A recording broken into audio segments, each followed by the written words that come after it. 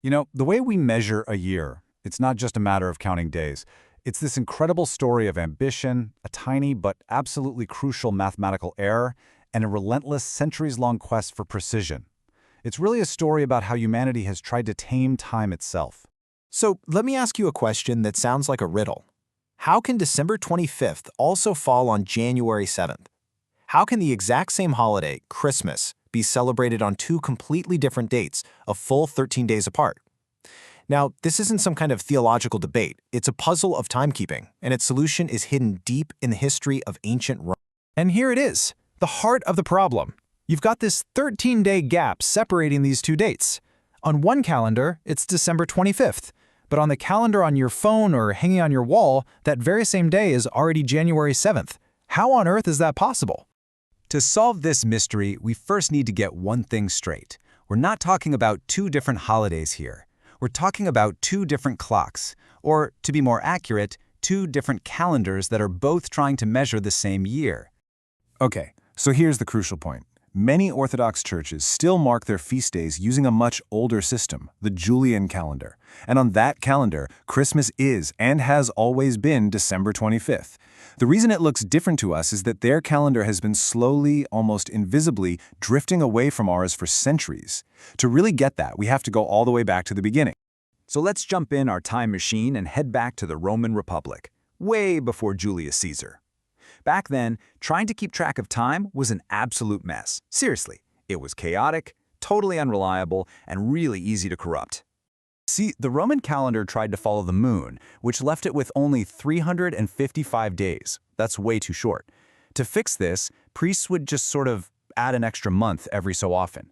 But here's the catch. These priests were also politicians. Can you imagine that? They could literally shorten a year to kick an opponent out of office faster, or stretch one out to keep an ally in power longer.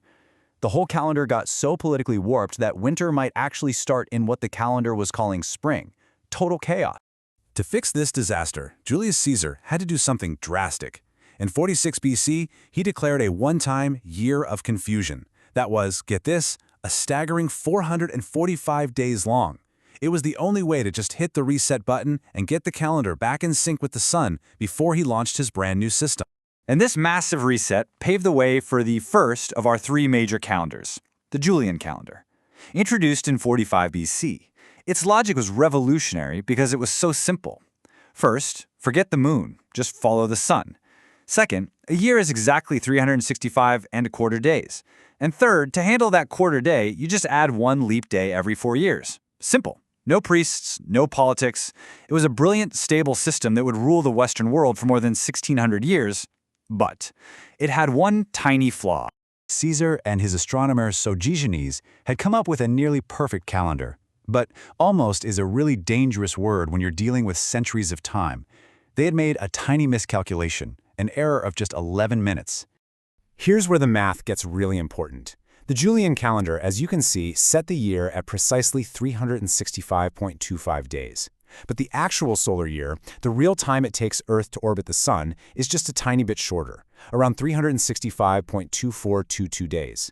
And that little difference, just 0.0078 of a day, well, that's the source of all the trouble to come. So that small difference meant the Julian calendar was about 11 minutes too long, every single year. Now, 11 minutes, that doesn't sound like a big deal, right? You probably wouldn't even notice it day to day. But time has a funny way of making tiny errors grow into massive problems. And you can see that slow-motion crisis right here. By the 16th century, those 11 minutes adding up year after year had snowballed into a 10-day error. Spring was arriving a full 10 days earlier than the calendar said it should. For the Christian church, this was a huge problem, because the date of Easter is calculated based on the spring equinox. A new fix was desperately needed. Okay, so this growing crisis sets the stage for the second major calendar reformer in our story, Pope Gregory XIII. He was determined to finally correct the Julian calendar's slow drift and get the dates back in line with the actual seasons. So, in 1582, he introduced the Gregorian calendar, the very system most of the world still uses today. Its first job was to fix that 10-day mess, and the only way to do that was to literally erase 10 days from existence. So, Thursday, October 4th, 1582 was immediately followed by Friday, October 15th. The days in between just vanished. And not everyone jumped on board right away. Take Britain and its colonies, for example. They waited all the way until 1752. By then, the error had grown to 11 days. Official announcements at the time, like this one right here, captured this totally bizarre moment. It notes the change from old style to new style. I mean, can you imagine going to bed on a Tuesday and waking up nearly 2 weeks later on a Saturday? Wow.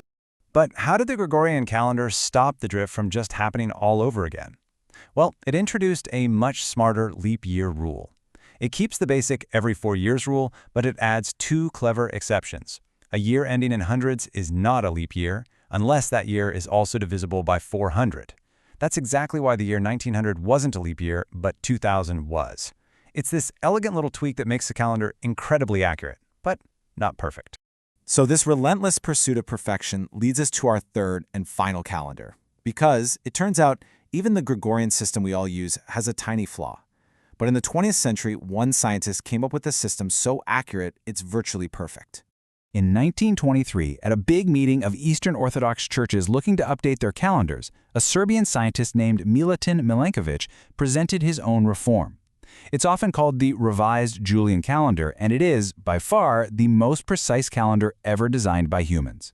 And let's just take a second to look at these numbers, because they're incredible. The Julian calendar at the top, it's off by a full day every 128 years. The Gregorian system we use is way better.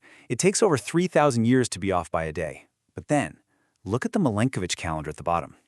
It is so precise, it would take almost 29,000 years to drift by a single day. That is just a mind-boggling leap in accuracy. And here's the absolute genius of his proposal. Milankovic designed his calendar so that it would run in perfect sync with the Gregorian calendar for centuries. The leap year rules are slightly different, but the very first time they'll actually produce a different result won't be until the year 2800. This design made it a totally seamless upgrade. So now, we can finally bring it all together and solve our puzzle. When some Orthodox churches, like those in Greece, decided to update their calendar back in 1923, they chose the ultra-precise Milankovic system, and since it currently matches the Gregorian calendar perfectly, their December 25th is our December 25th. But other churches, like the Russian and Serbian Orthodox, chose to stick with Caesar's original Julian calendar.